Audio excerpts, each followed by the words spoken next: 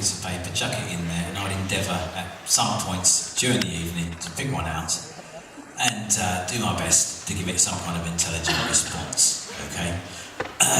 Here goes.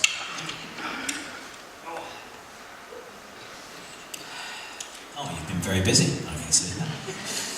Let's have a look here. Oh my goodness me, what memories do you have about performing at Live Aid, okay? I'm going to answer that question, okay, later on.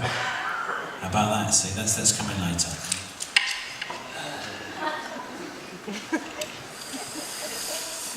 Nick, not a question from me, but my wife would like to ask you, because you're not interested, obviously, Steve.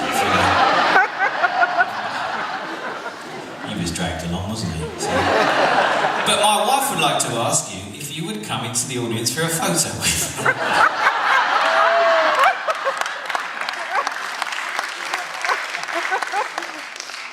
Have you seen the height of this stage, Steve?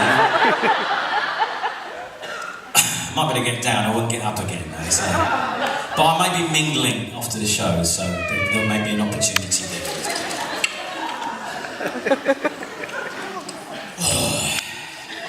You paid money for this, can you really? How did you get involved with the Genesis Revisited project with Steve Hackett? Your version of Lamia is superb. Thank you very much. Were you a Genesis fan? Right, okay, well yes I was a Genesis fan. Early days, sort of early 70s, when Peter Gabriel was in the band, and a couple of the albums afterwards. I followed them very closely for that. I was fanatical about them. That's what a fan is, I guess. So yes I was. But the connection, I guess, I did a bit of work with Tony Banks earlier on, the keyboard player from Genesis, early in the 90s. I wrote a few songs with him and did a couple of vocals. But also, the bass player for Steve Hackett's band is a gentleman by the name of Nick Becks, okay? Probably more familiar to you as a founding member of Kajagoogoo, right? Yeah, in with the Beats, right? Hasn't got the Beats anymore, but he's a very, very fine bass player, okay, and a very dear friend of mine. So that was the connection there. So I just got a phone call one day, really, just saying we were doing Genesis Revisited. I don't know if you're familiar with our work, but is there a song that you'd like to do? And I said, yeah, I'd love to do that one. Didn't know it was going to be so difficult, but it was. Ended up performing it live. That was really nerve-wracking, seeing all these prog fans in the audience. Mostly blokes, I noticed. In fact, there was someone tweeted last night about they went to the Steve Hackett gig, and it was the only gig they've ever been to where the queue for the gents' loos was longer than the queue for the ladies. I thought it was very telling. Where was that? I completely lost myself there. Anyway, yeah, we did a gig at the Hammersmith Apollo, or whatever it's called now, which was very nerve-wracking because all these frog fans. Prog fans were in the audience and they knew all the words, and I wasn't sure that I did. But I got away with it, I think.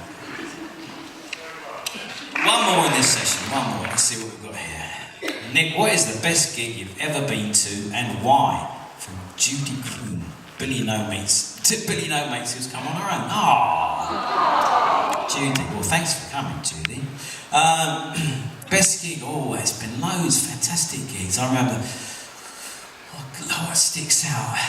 The Who at Wembley in 1973, okay, with Keith Moon, and The Who at Wembley in about 1989, something like that, but with Simon Phillips on drums.